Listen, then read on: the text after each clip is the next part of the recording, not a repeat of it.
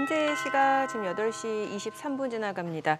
지금 보고 계신 머니쇼 유튜브에서 라이브로도 시청 가능하니까요. 많은 시청 부탁드립니다. 그리고 다양한 정보 원하시는 분들은 카카오톡 채널에서 크존 검색하시거나 재테크존 앱 다운로드 받으시면 다양한 정보 확인해 보실 수 있으니까요. 이 부분까지도 참고해 보시기 바랍니다. 기술주 랠리가 지금 다소 좀 제동이 걸린 상황인데 엔비디아가 이틀 연속 조금 주가 조정을 받으면서 기술주 이대로 또 좀 경계성 매물들이 나오는 거 아니냐라는 우려도 있는 것 같고요. 또 건전한 조정이다라는 시각도 있는 것 같고요. 네, 예. 뭐 양쪽 다 충분히 가능한 얘기죠. 네. 그동안 뭐 급하게 올라왔던 만큼 방금 말씀하신 두 가지 시각이 다 가능한 그런 상황 네. 같은데 이 숫자가 뭔지 이 우리가 흔히 살피는 나스닥 종합지수는 지금 뭐 17,600 이런 상황이고 이게 18,000을 못 찍고 돌았었거든요. 고점이 지난주 목요일 날 찍었던 17,936이 이제 고점이었고 그러고 나서 조금 밀리는데 나스닥 100이 네. 그 2만이라는 그 또 매듭 숫자 앞에서 살짝 또 이렇게 뭐 숨고르게 접어드니까 사실 지금부터가 어떻게 보면은 서머랠리 7월 정도에 서머랠리 하는데 좀 땡겨온 서머랠리가 네. 지금 여기서 잠시 쉬었다 가는지 아니면 서머랠리 일찍 왔다가 일찍 지는지 네. 좀 판단이 필요한 시점 아닌가 싶네요. 뭔가 7월달 서머랠리 네. 앞두고 좀 쉬어가는 상황인 건지 아니면 그러니까. 앞당겨진 서머랠리인지. 예. 예, 사실 코스피도 2,800선 이렇게 회복했다가 다시 또 떨어졌단 말이죠. 예, 그러니까 네. 또 뭐 지수보다도 이번 주도 이번 이 6월 말도 결국 어느 업종 어느 테마가 또 가느냐 그 싸움으로 또 뭐 가는 거 아닌가 싶기도 하고요. 네. 자, 그러면 오늘 디멘전 투자자문의 투자부문 송재경 대표님 모셔서 시장 이야기 나눠보도록 하겠습니다. 어서 오세요. 어서 오세요, 안녕하세요. 대표님. 예. 아유, 우리 대표님 뭐 오시면 일단 뭐 뉴욕 증시도 살펴주시고 글로벌 증시도 이렇게 살펴주시고 하는데 지난주 한번 세계 증시 그걸 한번 볼까요? 성적표를. 결론부터 말씀드리면 네. 기술주라고 다 똑같은 기술주는 아니었다. 기술주라고 다 똑같은 기술주는 이게 이제 아니다. 아시아 기술주가 선방했고 네. 아하. 뉴욕 기술주는 생각보다는 좀 고만고만했다. 네. 이렇게 봐야 될 것 같고요. 그래서 결국은 대만 증시에서 탑5가 다 IT 업종이거든요. 그렇죠. 대만. 예, 그러다 보니까 그 아시아 쪽에서는 대만 가권 지수가 3%대의 그런 높은 상승률 호호. 기록하면서 예. 지속적으로 좋게 끝났고요. 물론 이제 금요일은 일부 조금 조정은 있었습니다. 워낙 이제 목요일 날 미국 조정이 좀 엔비디아가 있었기 예. 때문에 이제 그렇게 보시면 좋을 것 같고요. 두 번째로는 한 2주 동안 그 유럽 지수가 상당히 고생을 했었습니다. 예. 그러니까 소위 이제 유럽 의회 선거 이후에. 그다음에 프랑스 조기 총선 앞두고 있고 영국도 이제 조기 총선 네. 앞두고 있고 이렇다 보니까 2주간 고생했다가 프랑스 국채 금리가 가파르게 튀다가 지난주에 좀 멈춰섰거든요. 예. 그러면서 이제 기술적 반등이 이제 유럽 쪽에서 좀 나왔다 보고 있을 것 같고요. 우리나라는 고기 딱 끝자락에 좀 붙어 있습니다. 그래서 끝자락에. 상위권이긴 한데 좀 아쉬운 상위권. 네. 그래서 1% 좀 못되게 좀 올랐다 보시면 좋을 것 같고 반면에 그 미국 쪽이 이제 지난주에 보합으로 끝났는데 드라마틱했습니다. 그러니까 지난주에 수요일이 미국의 휴장이었잖아요. 네. 휴일이 있었는데 전후가 완전히 다른 장이었어요. 그 월화는 상당히 오르고 또 마지막 날은 사실은 그 화요일 날 그에는 그 엔비디아가 전 세계에서 가장 큰 네. 기업이 되기도 했었었는데 네. 일일천하가 됐죠. 네. 그리고 이제 목금 조정을 받으면서 결국은 올랐던 거 다 토해내고 그냥 보합으로 이제 끝났다 보시면 좋을 것 같고 일본이 최근 들어서 상당히 좀 헤매고 있습니다. 확실히 엔화가 기억하시겠지만 금요일 날 다시 160엔을 트라이했거든요. 네. 예. 그러면서 외국인들이 그 사이에는 엔화 약세를 상당히 긍정적으로 바라보다가 지금은 야, 지금 환도 불안한데 일본 수입 물가 어떻게 취소했으면 일본 경제 생각보다 이게 개선이 쉽지 않겠는 걸 이러면서 지금 4주간 계속 일본은 지금 외국인들이 계속 팔고 있습니다. 그래서 예. 그러다 보니까 지금 일본은 3월 22일 고점 찍고는 지금 지속적으로 조정받고 있거든요. 그래서 예. 전반적으로는 이제까지 우리가 상당히 부러워했던 시장들이 한 주간 한 달간은 좀 조정을 받는 모습을 분명 나타낸 거다. 이렇게 보셔야 될 것 같습니다.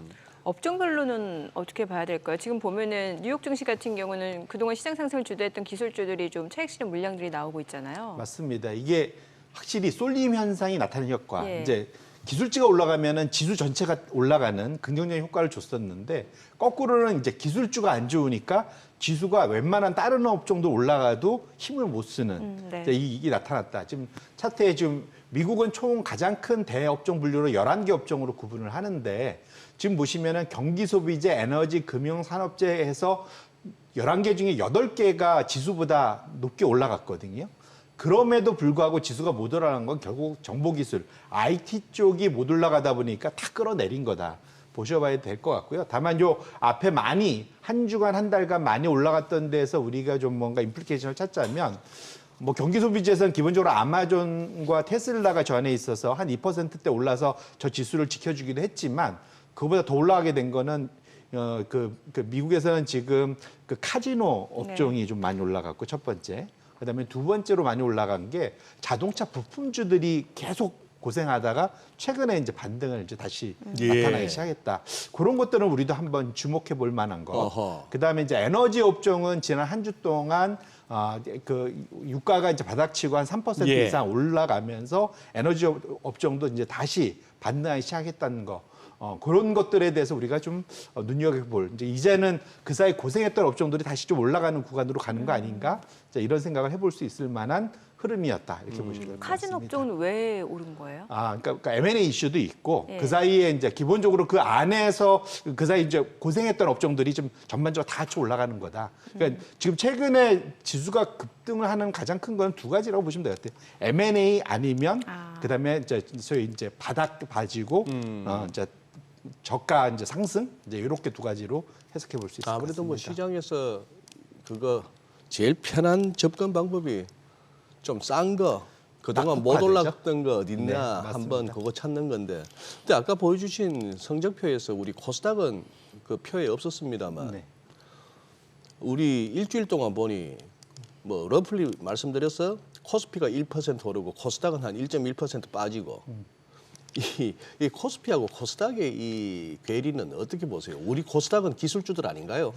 기술주긴 한데 우리는 좀 2차 전지를 포함한 특정 분야에 좀 네. 치우친 기술주라고 보셔야 될 것 같아요. 그래서 결국 지난주도 2차 전지 쪽이 생각보다 좀 고생을 하면서 전반적으로 같이 빠진 게 아닌가 좀 그렇게 해석을 하고 그렇게 있습니다. 네, 예. 엔비디아 얘기 안 할 수가 없습니다, 이거. 이제 시각이 극명하게 이제 갈리지 않습니까? 네. 어, 이게 일주일 전에 제가 나왔을 때 네. 딱 그러니까 그랬을 때 엔비디아가 끌고 애플이 밀고 그러면서 이제 한 주를 쫙 끌어올렸는데 네. 지난주는 정 반대로 정반대죠. 엔비디아가 끌어내리고 네. 그다음에 애플이 밀어내리고 이렇게 밀어내리고. 그 두 가지가 하면서 전반적으로 엔비디아 애플이 빠졌는데 전 주간 단위로 마이너스 4%였지만 최고점에서 찍어보면 거의 9% 빠졌거든요. 네. 아까 뭐 7%였는데 아마 그건 종가 비교한 걸 것 같고 거의 9점 몇 % 빠졌습니다. 이게 어느 정도냐면 그러니까 엔비디아 투자하시는 분들은 기억하실 텐데 3월 한 20일경부터 4월 20일경 한 달 동안 예. 대략 한 20% 한 빠진 조정 구간이 있었거든요. 예, 예. 그래서 그 이후로는 주간 단위로 마이너스를 보인 건 처음이다.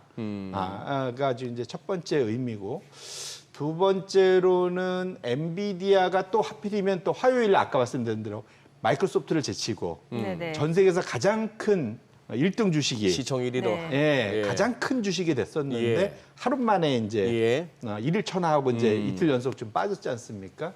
근데 이게 이제 뭘 기억하게 되면 이제 엔비디아의 비관 막 안 좋게 얘기하는 분들은 뭘 얘기하냐면 2000년도에 시스코 얘기를 해요. 예. 자꾸 2000년도 그렇게. 3월 25일로 제가 기억을 하는데 그때 시점으로 하루 동안 시스코가 전 세계에서 가장 마이크로소프트를 제치고 가장 많이 오른 1등 기업이었거든요.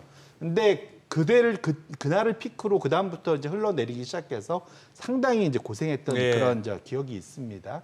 지금 근데 그 당시 그거는 그 앞에 마이크로소프트가 이미 조정을 받기 시작하면서 시스코가 그걸 뚫고 올라갔다가 조정을 받은 거거든요. 근데 지금은 아직은 앞에 보시면 기술주 전반이 조정을 받고 있다고 보기에는 좀 어려운 상황이잖아요. 네. 그래서 지금 이게 이제 그 당시 2000년도에 그런 시스코와 마이크로소프트의 흐름을 지금 엔비디아, 마이크로소프트가 그대로 따라갈 거냐 그런 거는 아직은 그런 상황은 아니라고 보는데 다만 여기서 이제 조심해야 될 거는 말씀드린 대로 이번 2분기 실적이 이제 되게 중요할 것 같아요. 2분기 실적. 2분기 실적에서 기술주들이 조정으로 들어가냐 안 들어가느냐. 결국 이제 지금부터 우리가 믿을 건 실적밖에 없지 않습니까? 네. 마이크론 당장 실적 발표 예정되어 있잖아요. 예, 이제 근데 그거 포함해서 이제 전반적으로 앞에 소위 이제 빅테크들의 예. 실적 시즌에서의 그러한 반응들 그런 것들이 결국은 주가를 유지해서 다시 우상향할 거냐 네. 아니면 여기서 이제 꺾일 거냐는 결국은 이번 2분기 실적이 그 어느 때보다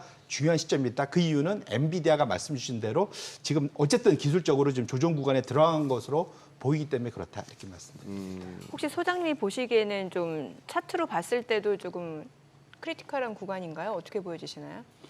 예, 뭐 140불은 기술적으로도 굉장히 크리티컬한 구간이었습니다. 아, 예, 그럼 뭐 순전히 기술적으로만 접근하자면은 사실은 110불이 먼저 짚어지던 레벨이었는데 네네. 그게 아마 주식 분할 효과를 좀 본 것 같고 그리고 또 약간 그 시장에 이제 또 오버슈팅 경향이 있으니까 한번 날아간 것 같고 그리고 뭐 전 세계에서 ETF를 통해서 그 개별적으로 그 몰려든 돈이 얼마나 많겠습니까? 예, 예. 우리 돈도 많이 갔을 네. 것 같고 뭐 그런 상황인데 그 다음이 110불 다음이 이제 주식 분할 이후 네. 그 옛날 같으면 1,100불이었고 그렇죠. 1,400불이었는데 결국 1,400불, 140불에서 딱 접히는 모습이 나오는 거 보니까 뭐 일단 기술적으로만 봤을 때는 지금 여기가 이제 한번 고비가 되겠죠. 아, 그러다 예. 보니까 풋옵션 거래도 좀 뭐 늘어났다는 콜옵션, 얘기가 풋옵션이 나오네요. 막 붙었으니까 딱 지수 아까 이렇게 굿모닝 마켓에서 딱 요약해서 보지만 우리 흔히 말하는 그 쿼드러플 위칭데이 때 네. 장중에는 난리를 치고 업종별로는 그거 하지만 결국 보면은 옵션 매도자들이 승리거든요. 예, 예. 그렇지 않습니까? 저기 대표님. 이게 뭐 우리가 옵션 가지고 매수해서 벌기가 정말 그 10타수 1안타나 될까? 저는 사실 오션 거래는 잘 안 해갖고 잘 모르겠어요. 예, 그러니까요. 예. 그럼 결국에는 이제 실적이라든지 이런 부분을 봐서 향후 주가 방향을 좀 가늠해 봐야겠네요. 그래서 이제 이번 2분기 실적이 네. 정말 이제 중요한데 사실 왜냐하면 우리가 다 이미 알고 있지만 또 이게 실제로 왔잖아요. 왜냐하면 4분기가 피크였고 네. 네. 이익 증가율이 네. 그러니까 소위 빅테크 M7의 그 피크가 4분기였고 지금 1분기 조금 내려왔잖아요. 예. 지금 이제 2분기 점점 더 내려오고 있잖아요. 예. 증가율이. 예. 그런데 주가는 더 올라갔지 않습니까? 그렇기 때문에 이제 투자자들이 이걸 어떻게 받아들이냐. 그래서 결국은 실적이 어떻게 나오냐가 그걸 보는 투자자들의 눈높이가 결국은 어떻게 똑같은 현상을 보고도 어떻게 바라보냐 완전히 달라지는 그런 국면이기 때문에 조금 더 크리티컬한 포인트에 와 있다 이렇게 보시면 될 것 같습니다. 아니 뭐 이러다 보니까 지금 그 AI 열풍과 관련해서는 과거 그 닷컴 버블 때하고 비교하는 시각도 굉장히 많잖아요. 맞습니다. 어때요? 실제로 좀 다른 점이 있나요? 어떤가요? 그때보다는 돈은 더 잘 벌죠. 기업들이. 예, 기업들이 그때는 적재 기업들이 어마어마하게 예. 많았고 예, 아니면 예. 멀티플도 어마어마하게 높았고 예.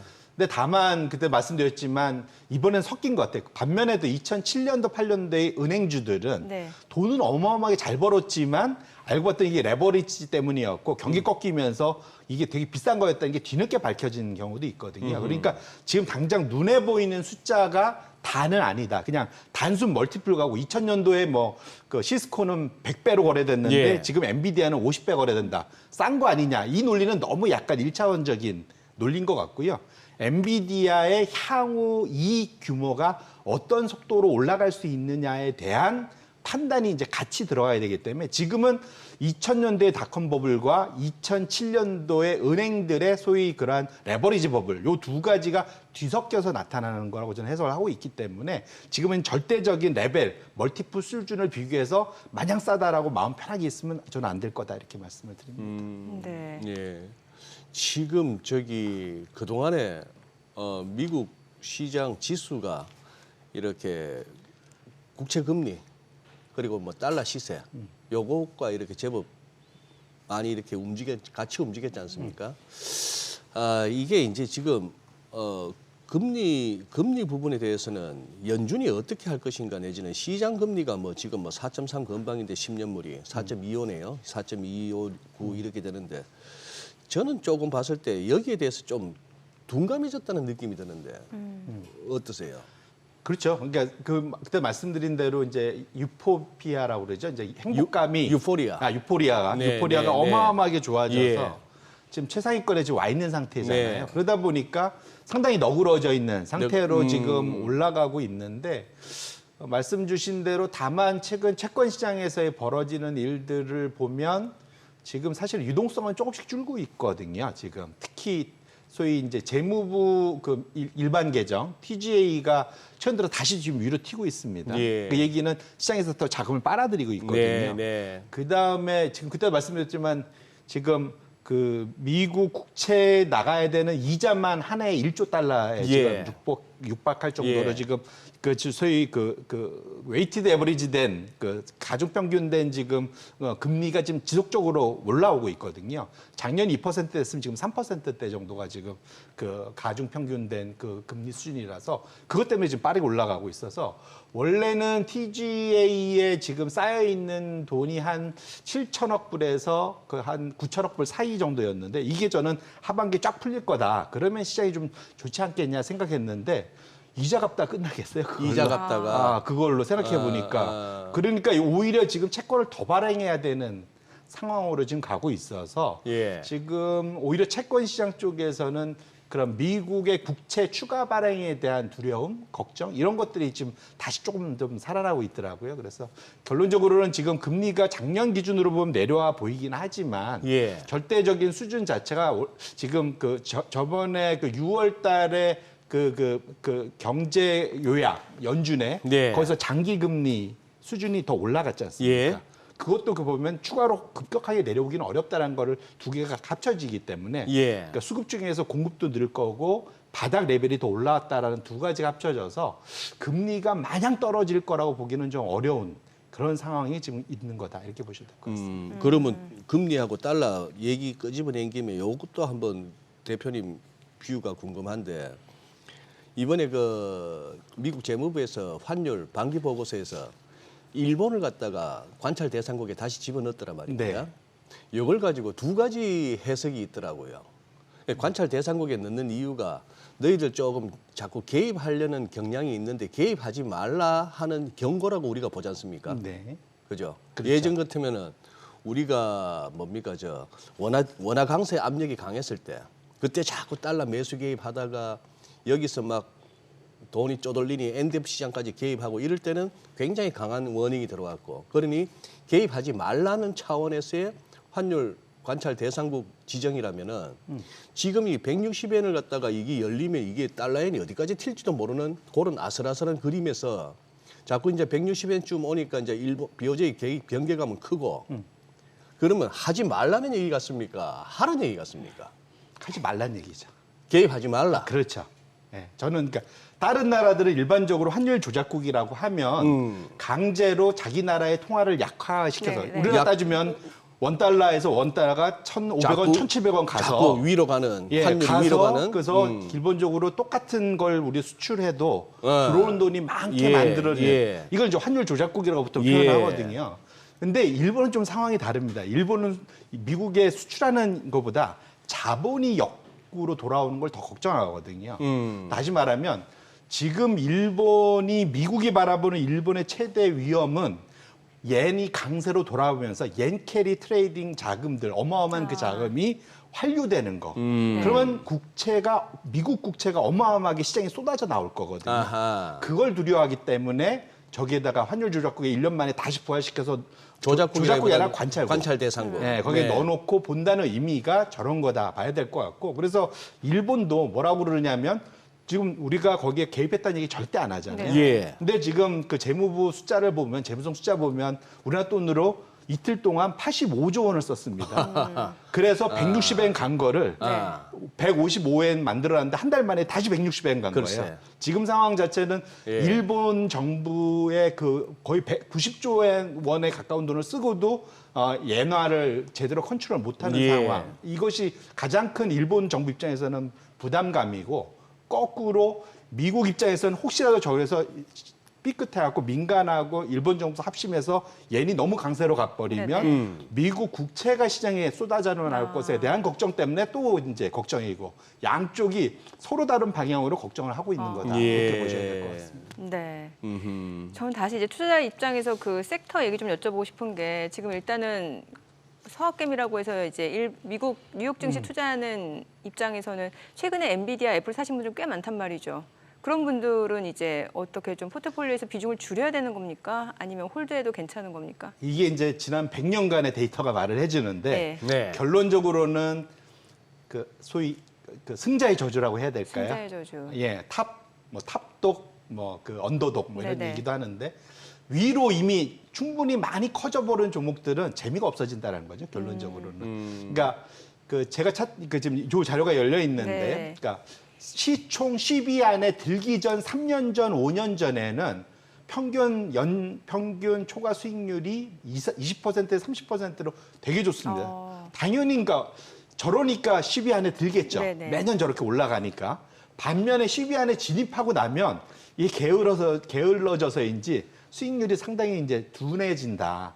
근데 생각해보면 당연한 게 미국에서 상위 10위 안에 들 정도로 사이즈가 커지면 네. 여기에서 또 20% 30%씩 성장하기가 어려워질 거지 않습니까? 그렇죠. 당연하네. 그래서 이건 당연한 걸 결과지만 실제로 데이터로 봐도 확인이 된다. 결론적으로는 지금 엔비디아가 아주 짧은 시간에 상위 10위에서 지금 1위까지도 넘보는 그 상황까지 올라왔기 때문에 그렇게 놓고 보면 이후로 이걸 계속 들고 왔을 때 3년, 5년을 들고 가면 저기서 본 것처럼 수익률이 이제는 좀 지수 정도의 수익률밖에 못 내는 정도로 둔화될 수밖에 없겠다라는 어쨌든 교훈을 얻을 수 있고 실제로 성과를 좀 잘 내려면 오히려 좀 중간쯤 한 50위 전후에 있는 그런 기업들 중에서 빠르게 성장할 수 있는 기업들 중에서 고르는 것이 같은 확률이면 더 높을 같은 기회면 확률이 더 높을 거다 이렇게 말씀드립니다. 지금은 시가총액 상위 종목들이 대부분 빅테크잖아요. 그렇죠. 예. 이게 이제 최근 3년간은 저 100년 데이터가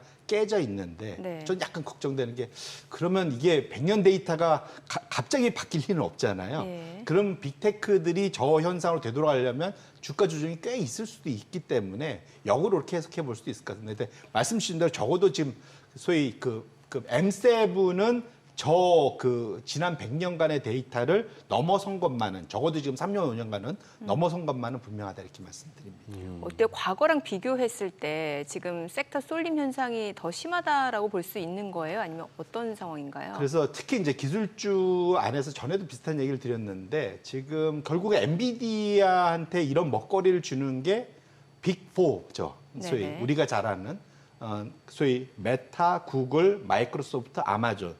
여기서 소위 군비 경쟁이라고 보통 표현하는데 AGI를 소위 이제 그 제너레이티브 이제 AI를 네네. 지금 더 잘 만들려고 투자가 규모가 좀 어마어마하게 늘었단 말이죠. 작년 한 해 동안만 메타, 구글, 마이크로소프트, 아마존 4개를 합치면 작년입니다. 올해가 2천억 달러. 어마어마한 숫자죠. 그럼 우리나라 돈으로 하면 한 600조 뭐 이 정도 되는 거거든요. 근데 이 정도가 되는 2천 달러, 600조는 아니네요. 기본적으로 이 정도 되는 게 작년 대비 얼만큼 늘냐면 70%나 는 거예요. 네. 캐펙스가 70%, 저 정도 큰 규모가 늘어나요. 그러니까 엔비디아가 저런 광폭 성장을 할 수밖에 없었는데 그럼 이것이 지속될 수 있느냐 여부를 볼 때 지금 현재 보면 S&P 500 중에 기술주 중에 나머지 90개들을 합친 것보다 저게 맞는 숫자고요. 예. 그 다음에 과거에 이런 설비 투자가 광풍이었던 게 두 가지가 있는데 2012, 13년도에 셰일 오일 때 그러면 소위 유가가 120불, 150불 갈 때였지 않습니까?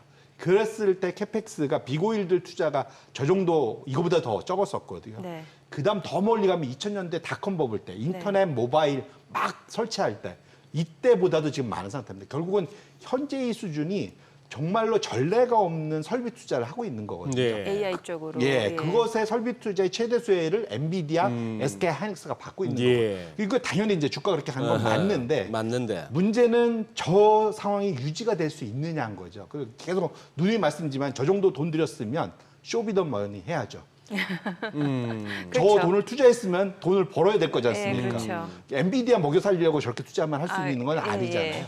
하반기로 갈수록 결국은 저 네 기업들의 실적에서 AI 투자의 성과가 나오느냐 여부에 따라서 너희 캐펙스 이렇게 계속 할 거야? 라는 질문을 당연히 저 주주들은 물어볼 거지 않습니까? 네. 그런 것들이 상당한 압박감이 결국은 엔비디아의 향후 전망에도 연결돼서 나타날 수 있기 때문에 결국은 저 높은 설비 투자 규모가 유지되는지가 이번 2분기 그다음 3, 4분기에 지속적으로 우리가 관찰해야 될 대상이다. 이렇게 보셔도 될 것 같습니다. 지금은 이제 그러면 지금 말씀하신 거는 저 장표에서 왼쪽에 있던 네 개의 기업, AI 기업, AI 중에서도 이제 소프트웨어 쪽으로 해서 결국은 수익을 창출해야 될 기업 쪽에서 실제 쇼미더머니의 시장의 요구에 맞는 실적을 내느냐에 따라서 계속 수요가 받쳐주느냐의 문제고 맞습니다. 또 하나의 문제, 공급 측면에서 영원히 그러면 엔비디아의 대항마 내지는 엔비디아의 경쟁자 내지는 엔비디아보다 더 싸게 공급할 수 있는 그런 거는 나오기가 힘들다고 보십니까? 지금은 뭐 소위 그러니까 그 엔비디아가 좋은 이유 중에 하나가 생태계를 만들었다는 거죠. 이미 쿠다라는 그래서 소프트웨어 개발자들이 엔비디아 GPU를 가지고 해서 AI 설계를 대부분 다 한다는 거죠. 예. 사람 뽑아보면 90%가 다 이걸 쓰겠다고 한다고 하더라고요. 아하. 그래서 이것에 간 대항마들 또 새로운 그런 소프트웨어 개발들을 오픈 형태로 이제 개방형을 하고 있다 뭐 이제 이런 얘기도 있긴 네. 하는데 기본적으로 아까 말씀드린 수요 단에서 저게 제일 중요하고 네. AMD나 기타 나머지들이 저걸 얼마나 쫓아가느냐도 중요한데 기본적으로는 지금 없어서 못 파는 상황은 뭐 당연한 거지만 문제는 아까 말씀드린 대로 이것이 우리는 지금 다 엔비디아 주가를 보면 우상향해서 그려놓잖아요. 실적이 우상향, 예, 우상향. 예. 이게 일단 그 기울기가 유지되냐가 일단 더 중요한 것 같아요. 지금. 그 다음에 말씀 주신 대로 시스코 때 사례를 보면 시스코가 잘못해갖고 주가가 그렇게 빠진 게 아닙니다. 고점 대비 거의 10분의 1 토막 났거든요. 그랬죠. 근데 그 이유가 뭐였냐면 시스코는 자기 하던 대로 잘했는데 네. 스탠포드대에서 당시에 소위 그 당시에는 요즘 분들은 이제 기억하시는데 대형 ISP라는 게 그 당시에 있었습니다. 소위 말하는 모든 것이 집중적으로 인터넷 그 소위 그 트래픽을 모아서 다시 뿌려주는 예. 그런 업자들이 많았거든요. 예. 대형 ISP인데 이거 안 하고 분산해서 할 수 있는 것을 스탠포드 대학 당시에 그 한 대학원생이 개발해냈거든요. 예. 그렇게 하면서 시스코의 대형 그런 라우터가 필요 없어지는 시장이 기술 발전 때문에 갑자기 나오면서 사실은 그렇게 된 것들이 컸거든요. 결론적으로는 하반기에 비슷한 유사한 상황이 나타난다면 말씀드렸던 지금 아까 앞에서 봤던 엔비디아 거를 갖고 오는 AI 칩이 자체 개발한 AI 칩으로 바뀌는 것이 유사한 사례가 될 수 있을 것 같아요. 그래서 아마존이나 지금 그런 아까 그 메타나 구글 같은 데서 지금 자체 개발하는 AI 칩이 나오느냐 여부도 하나의 이제 관건이 될 수 있겠다 이렇게 말씀드립니다. 네. 네. 자, 지금 시각 8시 51분 향해 갑니다. 오늘 양시장 호가 상황 체크해 보겠습니다. 먼저 코스피 예상 체결 지수부터 확인해 보죠. 오늘 코스피가 0.2% 소폭 하락 예상되고요. 예상 체결 지수는 2,777포인트입니다. 코스닥은 강보합권 예상되네요. 예상 체결 지수는 852포인트입니다. 시가총액 상위 종목 예상 체결가 보겠습니다. 삼성전자 오늘 0.38% 상승 예상되고요. 지금 호가에서는 83,300원 집계됩니다. SK하이닉스가 3% 가까운 하락 출발 예상되죠. 아무래도 엔비디아가 이틀 연속 좀 약세를 보인 측면에서도 SK하이닉스도 좀 차익 실현 물량들이 나올 걸로 예상이 되고요. 지금 호가는 227,000원이죠. LG에너지솔루션 보합 예상되고요. 현대차가 0.3% 내림세가 예상됩니다. 예상 체결가 279,000원. 삼성바이오로직스도 보합 예상되고요. 기아가 오늘 0.9% 상승 예상됩니다. 호가는 129,100원이고요. 삼성전자 우선주 0.6% 하락 예상됩니다. 셀트리온이 소폭 상승 예상되고요. 예상 체결가는 177,500원. KB금융 0.2% 상승 예상되고요. 호가는 78,800원. 포스코홀딩스는 보합 출발 예상되고 있습니다. 코스닥 시가총액 상위 종목 예상 체결가도 보도록 하겠습니다. 에코프로비엠 오늘 약보합 출발 예상되고요. 지금 호가에서는 186,500원, 그리고 알테오제는 0.5% 상승 예상됩니다. 예상 체결가 282,500원이고요. 에코프로 0.4% 소폭 하락 출발 예상됩니다. 예상 체결가 92,400원. HLB가 1% 하락이 예상됩니다. 호가는 63,600원이고 엔캠 0.9% 상승할 걸로 보이죠. 예상 체결가는 268,500원이고요. HPSP 리노공업 보도록 하겠습니다. 리노공업은 0.4% 상승 예상되고요. 호가는 248,000원, HPSP는 0.8% 하락이 예상됩니다. 예상 체결가 39,950원. 이 가운데 셀트리온 지약 하락 출발 예상되고요. 예상 체결가는 95,500원. 삼천당지약 2% 약세가 예상됩니다. 예상 체결가 155,000원이고요. 클래시스 약보합 출발 예상되고 있습니다. 자, 이제 개장까지 7분가량 남았는데요. 일단 오늘 양시장 좀 보합권 출발 예상되고, 글쎄요, 반도체주가 일단은 뭐 엔비디아를 비롯해서 주요 빅테크 뉴욕 증시에서 좀 약세를 보였기 때문에 오늘 국내 증시도 코스피 같은 경우는 글쎄요, 상승을 기대하기 쉽지 않을 것 같은데 일단 호가 분위기는 또 괜찮아 보이고요. 예, 그러네요. 예. 예. 필라델피아 반도체 지수는 좀 빠지고 네. 주말에 그거 했는데 저 정도면은 야 이제 또 삼성전자하고 SK하이닉스가 또 거꾸로 가는 모양이네. 그동안 한동안- SK하이닉스 흐름이 훨씬 좋았다가 예, 그렇다가 또 뭐 뚜껑 열어봐야죠 이제. 아니 지금 야, 참. 시장에 대해서 일단 뭐 좀 낙관론이 더 많지 않나라는 생각이 들거든요. 예. 오히려. 그래서 이제 결국은 저희가 아마 몇 주째 내내 얘기하는 게 예. 그 기술주 업종 비중이 네. 아마 지금 그 S&P 500에서 한 33%, 4% 이렇게까지 가서 이게 역대 2000년도 최고 수준 지금 뚫고 올라가고 있는데 이미 과한 거 아니냐? 예. 라는 질문들 거꾸로 더 갈 수도 있어라는 거. AI는 혁명인데 뭐 이렇게 하면서 그렇죠. 싸우고 있는데 그래서 이제 제가 데이터를 이걸 한번 이렇게 재밌는 데이터에서 갖고 와봤는데 네. 200년 데이터를 한번 갖고 200 년. 와봤습니다. 와. 이게 이제 200년 데이터입니다. 예. 이게 1800년부터의 데이터거든요. 1800년이면 미국에 처음으로 증권거래소가 생겼을 때부터의 네. 데이터입니다. 혹시 미국의 첫 상장 기업이 어딘지 아십니까? 어디예요? 뱅크 오브 뉴욕.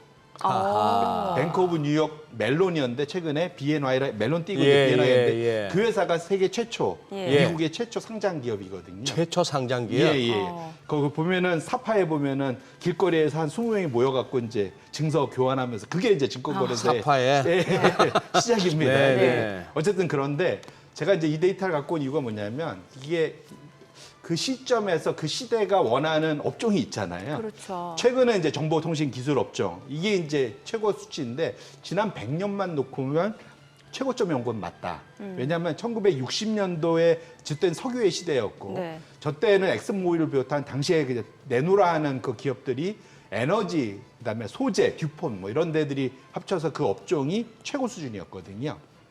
결론적으로는 그 지난 100년간 특정 업종이 제일 맥시멈 갈 수 있던 수치가 저 30-40%대다. 지금 거의 피크에 와 있는 건 분명하다 말할 수 있는데 이 AI 혁명이 만일 과거에 이거 전 그런 업종을 다 바꿀 만한 어마어마한 혁명이라면 더 갈 수도 있다. 그걸 이제 제가 200년 데이터를 갖고 온 이유가 그거다. 운송이나 금융부동산을 보면 더 높이. 금융은 이제 혼자였기 때문에 더 그렇게 높을 수 있는데 철도혁명 혹시 기억하실지 모르겠습니다.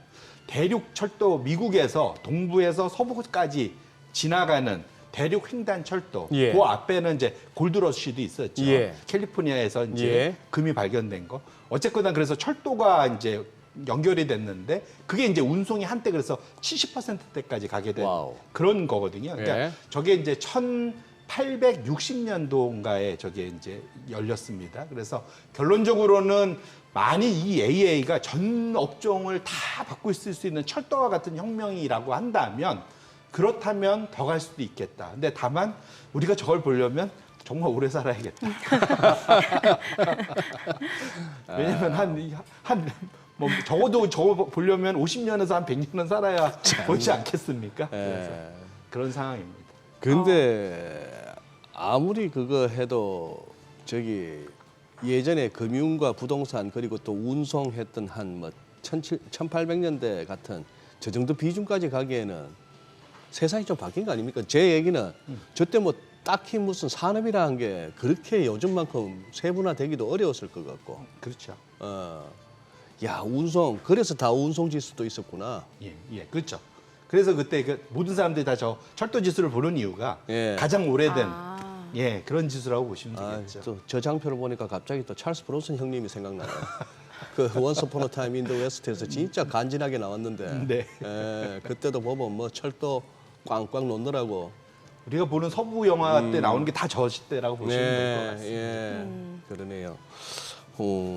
그래서 다시 그 증시에 대한 낙관론 얘기도 좀 여쭤보고 싶어요. 주요 펀드 매니저들은 시장에 대해서 지금 어떻게 보나요? 결론적으로는 이게 이제 뱅크 오브 아메리카에서 아까도 예, 뱅크 오브 예. 아메리카인데 여기서 매달 글로벌 펀드 매니저 상대로 설문하잖아요. 네네. 예. 지금 펀드 내에서 현금 보유 비중이 가장 낮은 수준 4%까지 내려와 있다. 아, 펀드 주식 비중이 그렇게 매니저들의 높은 거예요? 현금 그러면? 비중이 그러니까 위험 자산 비중이 어마어마하게 지금 높아져 네. 있는 거죠. 어지간하면 다 담고 있다는 얘기네요. 꽉꽉 채우고 있다는 꽉꽉 채웠다. 그러니까 결론적으로 이건 사실은 이것이 긍정적인 것이기도 하지만 자신감이 넘쳐서 거꾸로 말하면 역발상 지표로 해석할 수도 있을 것 같습니다. 왜냐하면 거꾸로 말하면 이제 더 이상 너가 뭘 팔아서 사줄 수 있는 그 예. 현금이 별로 없다는 얘기로 예. 볼 수도 있잖아요. 그래서 그러니까 순환매가 나타날 수밖에 없는 건가요? 그렇죠. 지금 예. 상황 자체는.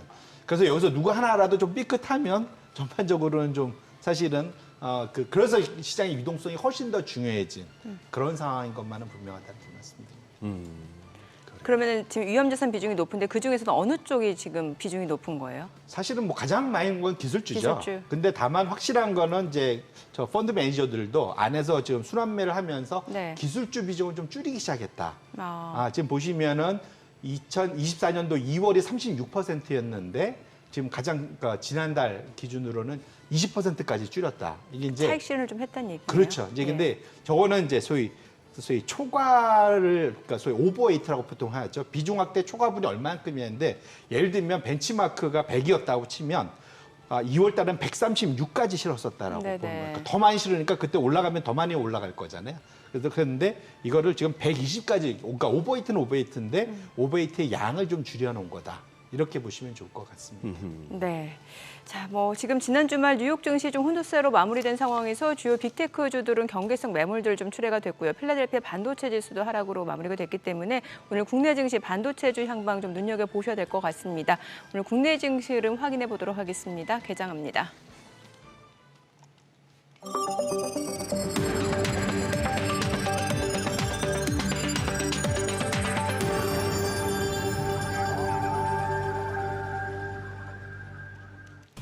네, 6월 24일 월요일 국내 증시 개장했습니다. 이번 주도 역시 중요한 지표 발표들 예정이 되어 있습니다.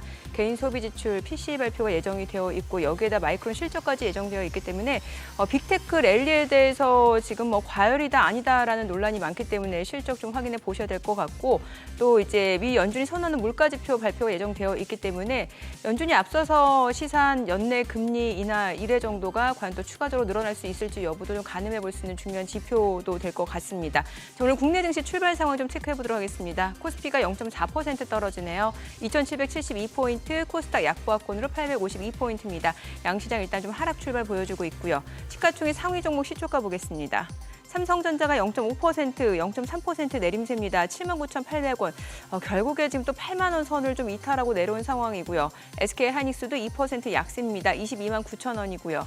LG 에너지솔루션은 0.3% 상승합니다. 33만 4천 원. 현대차가 0.8% 떨어지네요. 27만 7,500원, 27만 8천 원.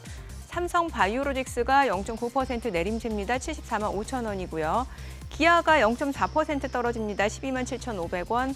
삼성전자 우선주가 0.4% 하락 6만 3,400원이고요.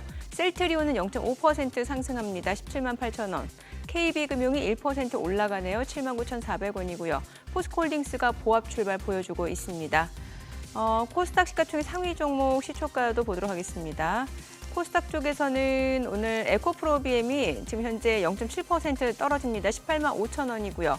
알테오제는 0.7% 상승합니다. 28만 3천 원. 에코프로가 0.97% 하락하네요. 9만 1,900원. HLB가 약보합으로 6만 4,200원이고요. 엔케미 4.8% 하락합니다. 25만 3천 원. HPSP가 1% 약세고요. 셀트리온제약은 0.7% 올라갑니다. 삼천당제약 강보합권으로 15만 8,700원. 리노공업이 1.4% 하락하네요. 24만 3,500원. 클래시스 0.5% 하락 흐름 이어집니다. 오늘 시장에서 강세를 보여주고 있는 섹터라든지 종목들 좀 체크를 해보도록 하겠습니다. 지금 보게 되면은 종합상사 관련주들 최근에 포스코 인터내셔널 주가 흐름 좀 보셨겠지만 주가가 다시 한번 지금 상승 모멘텀을 이어가고 있는 상황인데 포스코 인터내셔널이 지금 4% 강세입니다. 6만 7천 원 선이고요. GS글로벌도 8% 강세입니다. 3,480원. 그리고 현대 코퍼레이션도 0.7% 올라가고요. LX 인터내셔널도 0.4% 상승 보여주고 있습니다. 자, 그리고 오늘 또 캐릭터 상품 쪽도 흐름 좋습니다. 지금 캐리소프트가 14% 급등 중입니다. 4,355원. 그리고 손오공과 대부시스터즈. 사실 이제 대부시스터즈 같은 경우는 이제 게임주라고 보셔야 될 것 같은데 게임주 같은 경우는 오늘 일부 종목들 상승세가 이어지고 있고 최근에는 K게임이라고 해서 뭐 북미라든지 유럽, 인도까지 진출하고 있다는 소식이 전해지고 있고요. 그 가운데서도 오늘은 대부시스터즈가 또 3% 강세 보여주고 있고요. 손오공도 0.7% 올라갑니다. 오늘 캐리소프트. 그러니까 이게 같은 섹터 내에서도 모든 종목이 좀 오른다라기보다는 종목별로 희비가 엇갈리고 있고 또 차별화 장세가 이어지고 있다라고 보시면 될 것 같습니다. 자, 그리고 오늘 보게 되면은 이제 또 조선 기자재 쪽 흐름도 좋은데 인화전공이 14% 급등합니다. 23,800원이고요. 현대임스도 2% 강세, 동방선기, 케이프도 1% 이상 올라가고요. 조선기자재도 이전에 조선기자재와는 좀 다른 종목들이 좀 오히려 치고 올라가는 모습들을 확인해 보시면 좋을 것 같고요. 오늘 조선주들 흐름 좋네요. 하나오션이 2.3% 상승, 32,500원. HD 한국조선해양이 1.3% 올라가고요. 또 HD 현대중공업은 약보합권이고 HD 현대미포가 0.8% 올라갑니다. 삼성중공업은 강보합 흐름 보여주고 있습니다. 오늘 전반적으로 종목들 힘이 그렇게 세지는 않네요. 이 가운데 LG 디스플레이가 흐름이 좋네요. 지금 4% 강세, 11,400원에 거래되고 있고요. 외국계 창구를 통해서도 매수 주문 들어오고 있습니다. 뭐 LG그룹주 전반적으로 좀 체크해 볼게요. LG 디스플레이뿐만 아니라 LG 이노텍도 1.5% 상승하면서 사흘 만에 반등 흐름 보여줍니다. 25만 9,500원이고요. LG전자도 2% 상승합니다. 11만 500원에 거래되고 있습니다. LG전자 우선주까지도 상승세 이어지고 있고요. 또 오늘 일부 수산주들 흐름도 좋습니다. 사조대림이 지금 6% 강세입니다. 73,600원이고요. CJ시푸드도 4% 강세 흐름 이어지고 있습니다. 오늘 일부 수산주들도 흐름 좋고요. 한성기업도 2% 상승하면서 9,410원에 거래되고 있습니다. 그리고 오늘 새로 신규 상장한 종목 한중 NCS가 42% 강세를 보여주고 있는 상황입니다. 오늘 코스닥에 신규 상장한 종목인데 글쎄요, 이전에 신규 상장한 종목들은 보통 이제 세 자릿수의 상승률을 기록하는 모습이었는데 지금 보시게 되면 두 자릿수 상승률에 그치고 있다는 측면에서 전반적으로 시장에 대해서 조금 상승 모멘텀이 조금 둔화되고 있다라고 좀 보셔야 될 것 같습니다. 자, 지금 시각 9시 5분 지나갑니다. 수급 상황 좀 체크를 해보도록 하겠습니다. 오늘 유가증권 시장에서는 지금 개인 투자자가 순매수 보여주고 있는데요. 612억 원 매수 우위, 외국인과 기관은 각각 415억 원, 191억 원 매도 우위입니다. 코스닥도 개인 투자자 홀로 순매수입니다. 630억 원 순매수고요. 외국인과 기관은 각각 224억 원, 389억 원 매도 우위입니다. 지금 시각 9시 5분 지나갑니다. 환율 좀 체크해 보도록 할게요. 오늘 외환시장 개장 상황입니다. 달러 환율 1원 70전 상승한 1,390원에 개장이 됐습니다.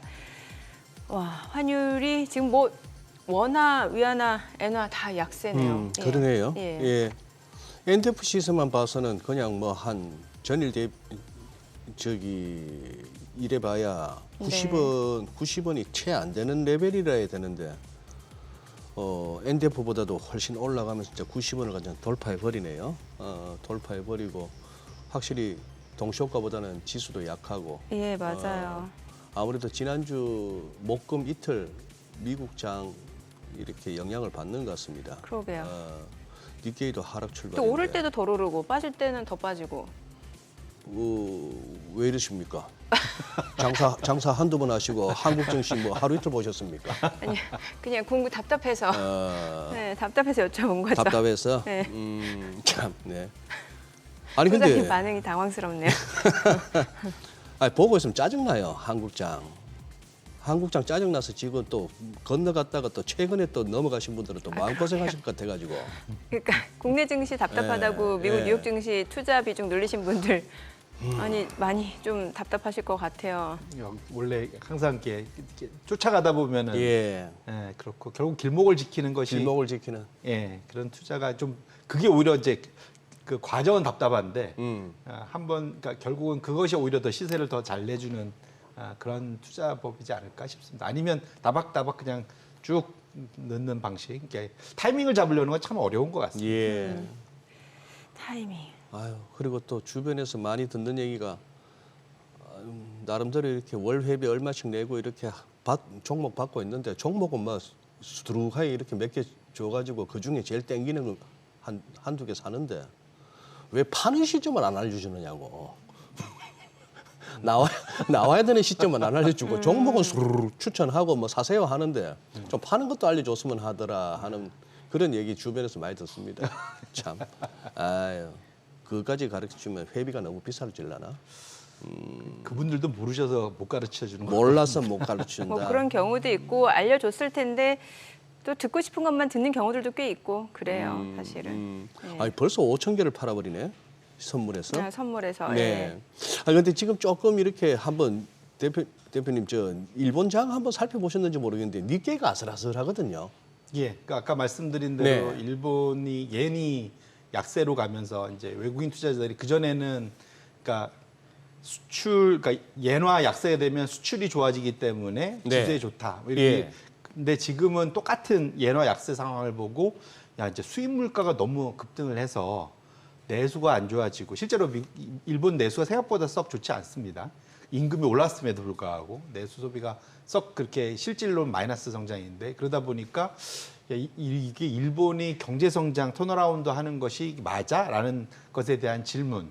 그러니까 결국은 엔화 약세가 일본 경제에 오히려 이제 마이너스가 되는 수출만 좋고 나머지는 안 좋아지는 이런 것에 대한 두려움, 불안감. 또 사실 그 전에 많이 올라간 것도 있고 그러다 보니까 4주 연속 지금 그 일본 그 외국인들이 많이 팔고 있거든요. 네. 4주 내내. 그러니까 팔다 보니까 결국은 우리가 지금 봐야 될 거는 그러니까 우리나라 이제 정부 당국도 마찬가지지만 환과 관련해서 지금 밸류업도 중요한데 예. 그러니까 환율을 안정적으로 유지시켜 주는 것이 오히려 외국인들 입장에서 플레이가 훨씬 더 쉽다. 예. 또 국내 기업인들도 마찬가지입니다. 그래서 우리도. 예, 네. 예. 그래서 네. 결국은 왜냐면 국내 기업인들한테 한국은행에서 서베이 해보면은 기본적으로는 한 1,300원 정도, 1,200원 정도 또 좋으니까 그냥 유지되는 게 좋다라고 대답들을 많이 하거든요. 그래서 네. 그런 측면에서는 기본적으로는 일단 환율이 안정적으로 유지되는 것이 훨씬 더 중요하겠다. 이렇게 말씀을 드립니다. 지금 미국 내선 실제로 투자 열기에 대해서는 어떻게 보고 있는 시각이 맞나요? 결론적으로는 지금 미국 사람들도 이만큼 올랐다는 거는 꽉꽉 채우고 있다는 얘기죠. 예. 그래서 미국 가계에서 총자산, 미국은 상대적으로 그 부동산이 차지하는 비중이 좀 적죠. 금융자산이 높죠. 네, 그렇죠. 네. 그래서 한 40% 부동산이고 나머지가 이제 금융자산 막 네. 두섯 개 있는데 이것저것. 지금 그 기업 지분이라고 표현했는데 결국은 주식입니다. 그렇죠. 결국은 직간접적으로 펀드에 들었냐, 내가 직접 들고 있느냐, 그걸 다 합쳤을 때 지금 보면은 가장 최근 이 분기 데이터라 1사분기 끝나고 발표된 거에 보면 네. 28.1% 이게 이제 역대급으로 두 번째 높은 거고 가장 높았던 게 21년도 2분기 그때 지수 최근 중에 피크였잖아요. 네네. 그때가 29%. 그때 코로나 때 그렇죠. 코로나 지나서 돈 풀린 다음에 그렇죠. 가장 많이 예. 지수가 올랐을 때. 그 다음이 이제 더 조금 뒤로 가면 2000년도 닷컴 버블 때 1분기 피크 26.5%. 결론적으로는 지금 저게 분기가 지나고 나면 아마 역대 최고로 올라가 있을 것 같아요. 이미 지수가 저 때보다 더 올라와 있으니까. 결론적으로는 지금 미국의 가계 총자산 중에서 기업 지분, 주식을 꽉꽉 채우고 있어서 자신감들이 풍부하다는 측면에서는 긍정적이기도 한데 역으로 말하면 뭘 더 이제 헐어서 더 올라와야 될 거지 않습니까? 예. 그런 측면에서는 조금 탄약이 좀 이제 꽉꽉 좀 떨어져 있는 그래서 여기에 유동성이 좀 더 들어와야 되는 그런 상황인 것만은 분명하다고 말씀드립니다. 이번 주 목요일 날 이제 트럼프 전 대통령하고 그러네요. 바이든 대통령하고 첫 TV 토론이 이루어진다는데. 네네. 네. 재밌는 데이터를 제가 알아갖고 왔죠. 그러니까요. 궁금해요. 어떤 데이터인가요? 아, 이게 엔비디아의 상대 성과, S&P 500 대비 엔비디아의 상대 성과랑 트럼프의 당선 가능성이 똑같이 움직인다는 겁니다. 예? 차트를 보시면 네. 이 녹색 선이 트럼프의 당선 확률이고요. 배팅하지 않습니까? 네. 이게 녹색 선이고 그 다음에 검은색 선이 엔비디아의 S&P 500 대비 상대 성과입니다. 오. 차트를 보시면 어떠세요? 한 1년 반 동안 거의 같이 움직였네요. 똑같이 움직인 거죠. 예. 거꾸로 말하면 이게 엔비디아 주가가 오르는 게 트럼프 당선을 시키는 거야? 뭐 이제 이런 아, 아니면 트럼프 당선이 엔비디아에 유리한 거야? 뭐 이렇게 생각할 수도 있는데 저는 이걸 사실은 이건 상관관계가지 인과관계는 아닐 거지 않습니까? 인과관계는 아니고 상관관계. 예. 그러니까 서로 그냥 우연하게 만난 건데 굳이 이제 우리가 인과관계를 찾다 보면 네. 저걸 어떻게 해석했냐면 트럼프 지지자들 입장에서는 엔비디아 주가가 오를수록 불안해 갖고 트럼프가 더 돼야 된다라고 생각을 한다라는 생각을 할 수 있을 것 같습니다. 왜냐하면 엔비디아가 저렇게 잘 되는 거는 인공지능이 잘 되는 거고 네. 그거는 실업률이 높아진다고 해석할 수밖에 없잖아요. 일자리가 오히려 예. 준다고 해석할 수 있지 아하. 않습니까? 그러면 엔비디아가 되려면 큰일 나우리 트럼프가 빨리 당선돼야 돼라고 사실은 지지자들이 해석할 수가 충분히 있다라고 저는 해석할 수 있을 것 같아요. 그래서 예. 결론적으로 아이러니하게도 아이러니하게도 이게 엔비디아를 포함한 인공지능 로봇에 투자가 들어가면 들어갈수록 트럼프의 당선 확률이 높아지는 그러한 상관관계가 충분히 설명이 될 수 있지 않을까라는 측면에서 되게 재미있는 차트인 것 같아서 제가 하나 가져와 봤습니다. 예. 상당히 참 우리 송 대표님도 한 번씩 보면은 진짜 전혀 생각지도 못했던 인사이트를 주셔. 그런데 이쯤 되니까 또 소위 말해서 트럼프 수혜주, 바이든 수혜주 찾기가 막 진행되더라고요. 네. 미국도 요즘 보면 사실 조금 테마주 성격, 순환매 성격이 짙어지고 있다 보니까 저 두 후보 사이에 특별한 어떤 그 차별점이 보이십니까? 지금은 일단 피해주들을 찾고 있는 것 같고요. 피해주들. 왜냐하면 트럼프가 될 확률이 높아지다 보니까 뭔가 정책이 변화될 거잖아요. 가장들 걱정하는 게 수출인 것 같아요. 네. 그러니까 왜냐하면 트럼프가 이러니까 관세를 기본적으로 10% 올리고 일부는 더 급격하게 올리겠다고 좀 얘기를 하고 있잖아요. 예. 결국은 이제 수출에 대한 부담감들이 좌우로 수출과 관세 전쟁이 일어나면서 그 대미 수출주가 힘들 수가 있다 이 말씀인가요? 아니 그러니까 이건 우리나라 말고 우리나라 말고 미국 내에서. 미국의 수출. 근데 이게 미국의 수출주가 미국 내 수출 기업들? 예. 근데 그게 가장 큰 게 IT 기업들입니다. 네. 왜냐하면 이미 사실은 아까 봤던 엔비디아를 포함해서 우리가 봤던 빅테크 포들은 대부분의 매출의 70% 이상이 다 해외거든요. 네. 해외거든요. 그러다 네. 보니까 그런 60~70%가 해외에서 오다 오는데 관세 전쟁이 일어나다 보면 서로 이제 이거를 막을 거잖아요. 그러다 보면은 IT 관련된 수출주들이 미국 내에서 좀 어려움을 겪지 않겠냐 생각하고 상대적으로는 그 내수주들이 미국 내에서 나을 거다. 그러면 우리도 거기에 연결해서 그와 관련된 그 밸류 체인에 들어가 있는 기업들에 대해서 고민을 이제 하반기로 갈수록 해볼 필요는 있겠다 이렇게 말씀드립니다. 최근에 각국 중앙은행들이 금 보유 비중을 늘리겠다라고 하고 있는 건 이건 왜 그런 거예요? 결론적으로는 그 이제 미국이 너무 나간 거죠. 아까 봤던 대로 네. 지금 미국의 부채가 너무 빠르게 오르고 예, 있잖아요. 그래서 좀 하반기에 또 부채를 더 찍어야 된다. 지금 국채 찍어야 된다는 얘기가 나오고 있고 결론적으로 이러다 보니까 이거 미국 달러의 가치가 유지가 되는 거야에 대한 고민이 이제 본격적으로 좀 시작된 것 같다. 적어도 세계 중앙은행들은 그게 첫 번째고요. 두 번째로는 이게 세컨더리 보이콧 같은 네. 거 하다 보니까 미국에 빗보였다가는 해외에 나가 있는 우리 달러 자산들 다 동결될 수도 있어. 이런 걱정. 이 두 가지가 전반적으로 지금 이게 이제 세계 금협회에서 전 세계 한 70여 개 가까운 68개 되는 중앙은행들한테 물어본 거거든요. 그랬더니 지금 늘린다는 대답이 향후 5년간 꾸준히 늘린다는 대답이 69%나 된다는 거죠. 이게 이제 2년 전에는 46%밖에 안 됐는데 예. 엄청나게 늘린다는 거고요. 반면 그러면 이걸 외환보유고 내에서 금비중을 늘리려면 뭔가를 헐어야 되잖아요. 뭘 줄여야 될 거잖아요.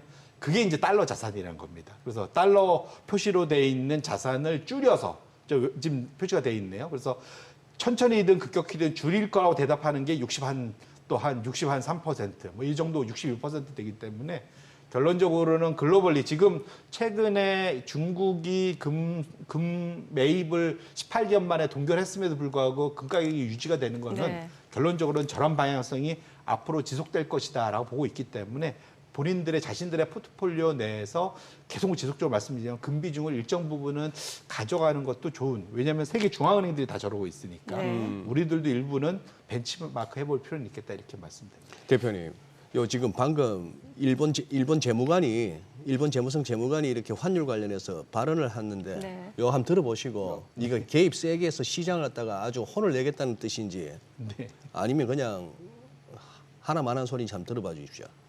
이게 지금 과도한 환율 변동은 국가 경제에 부정적인 영향을 미친다.